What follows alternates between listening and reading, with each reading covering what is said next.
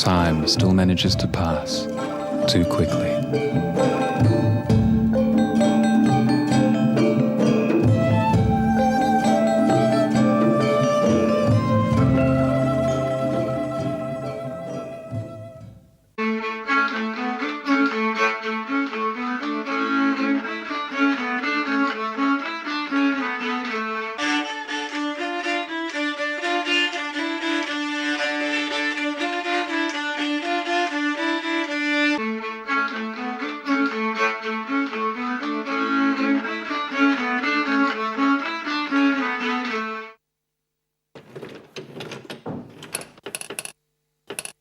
Since 1896, we have witnessed the Industrial Revolution, the fall of an empire, and the birth of our great nation.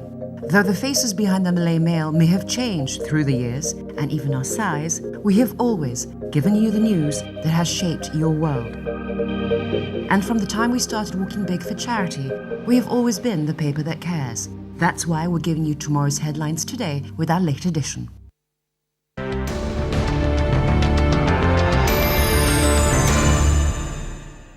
Okey, kembali semula ke Hello Malaysia ini dan teruslah memanggil kami di 0326937008.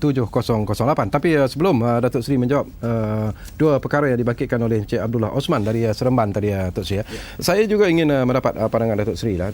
Apabila Amerika Syarikat sendiri telah meletakkan Malaysia ini di tier yang ketiga ataupun di tangga yang ketiga lah bila bercakap tentang perdagangan manusia ini, dan ini merupakan satu kedudukan yang buruk. Apakah ini satu realiti ataupun sebenarnya ada perkara-perkara lain yang barangkali untuk memburukkan imej negara kita di mata dunia? Jadi kalau kita lihat persoalan tentang pihak Amerika Syarikat meletakkan kita di tier 3, apakah di sebaliknya daripada ranking yang diberikan pada kita seolah-olah begitu buruk pada mata kasar mereka, bagi kerajaan melihatnya sebagai secara positif. Kita lihat balik, apakah kelemahan-kelemahan yang ada pada kita?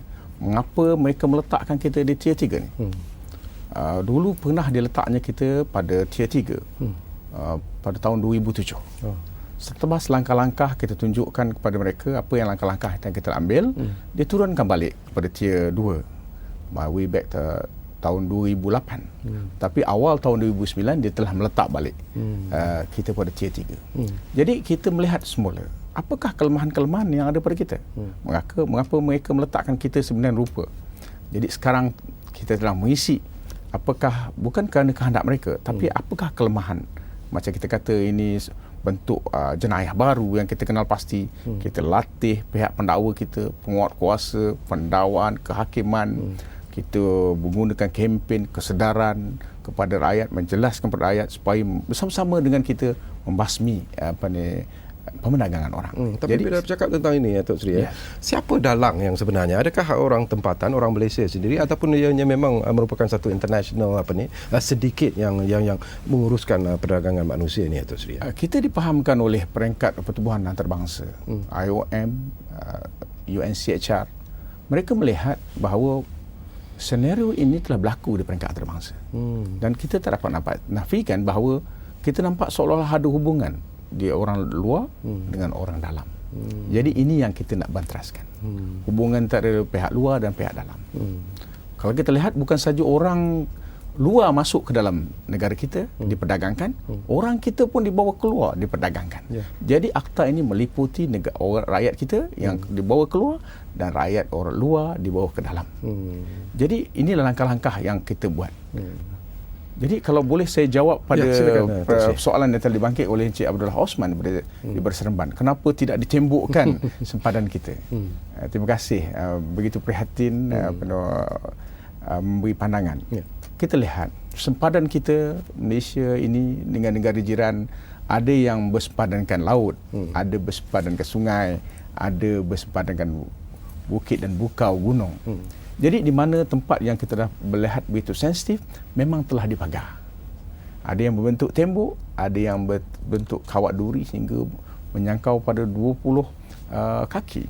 Kita lihat. Samping itu dulu kita dah tubuhkan unit UPP, pencegah penyeludupan, dan masih lagi berterusan. Kita juga meletakkan PGA, gerak arm kita, juga meletakkan tentera di sempadan kita. Sama-sama kita banteras. Jadi kita memohonlah supaya orang ramai yang mempunyai makluman tentang perkara ini, penyeludupan orang ni, bersama-samalah bekerjasama dengan pihak kerajaan atau pihak yang kuasa, menelefon, menghubungi kami dengan nombor yang mudah saja. Satu nombor ni 999. Bolehlah kita menghubungi nombor ini, biasa kita dengar 99. Bersama-samalah kita bekerja. Berkenaan soalan yang kedua oleh Cik Abdullah Osman berkaitan pekerja asing ni, mengapa majikan mesti ada penjamin, mesti menjadi penjamin kepada pekerja asing? Ya, kita setiap pekerja asing dia mau masuk, hendaklah ada satu penjamin dia. Penjamin dia yang sponsor tadi yang bertanggungjawab majikan. Kalau agensi outsourcing company, ada agensi berkenaan. Kalau kita lihat pekerja asing dan majikan dan pekerja asing tadi, jadi ikatan tu sebenarnya tidak ada kaitan dengan kerajaan di antara pekerja dengan majikan. Jadi majikannya kena menjamin. Mereka sekiranya mereka lari, kalau tidak kerana satu sebab, laporkanlah kepada Jabatan Immigration.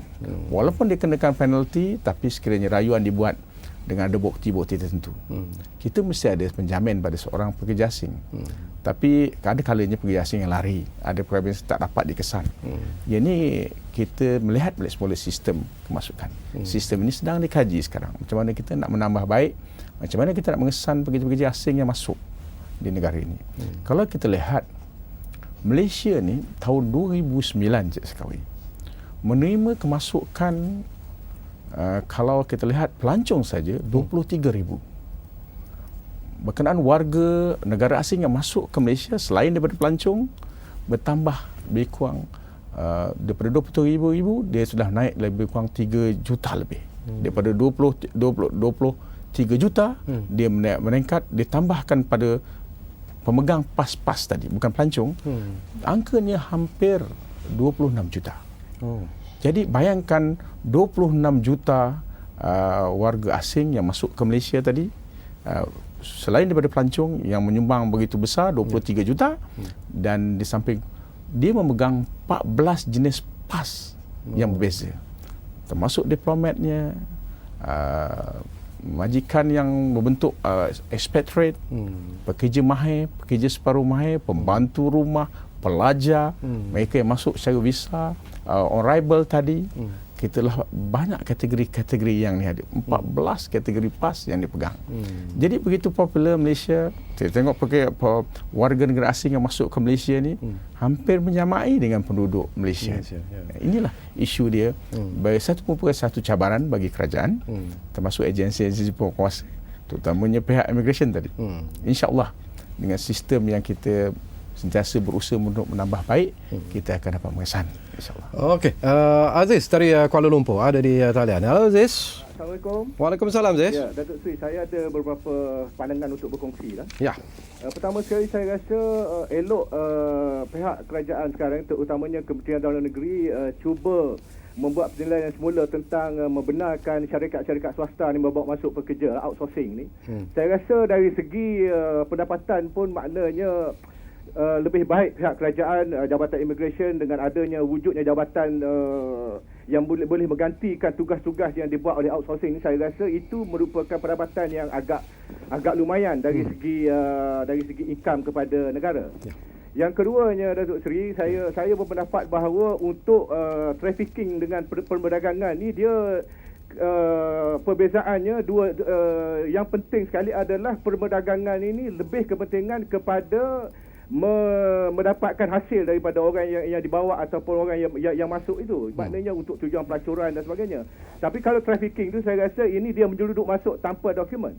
Saya rasa kalau untuk perdagangan ni, terutama sekali pegawai-pegawai immigration di barisan hadapan, terutama di airport ataupun di mana-mana entry point tu, kalaulah sekiranya seseorang wanita itu berumur di antara 21 hingga 35 tahun, inilah kita kata umur yang panas, yang selalu kerap masuk tanpa ada apa-apa bukti yang dia bekerja di sini. Saya rasa pihak pegawai immigration harus berada prihatin untuk membuat pemeriksaan dan juga menyimpan profil setiap